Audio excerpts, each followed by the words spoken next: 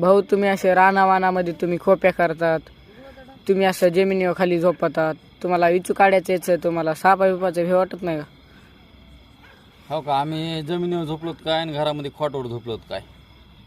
शेवटी काय असं माहिती का, नशिबाची एकदा तार तुटली ना की माणूस कुठं खाली झोपला काय आणि वरी झोपला काय, नशिबाची तार तुटल्यावर संपला विषय.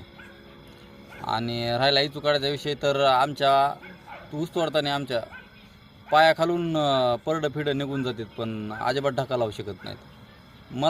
मलाच नाही तर मग आमच्या सगळ्या ऊस तोडायलाच म्हणजे देवाची राखण आहे म्हणायची. त्याच्यामुळं आम्ही सरासरी कशाला भेटच नाहीत. आणि नशिबाहून एक तुम्हाला ते कथा तर आठवली असेल, ते राजाची.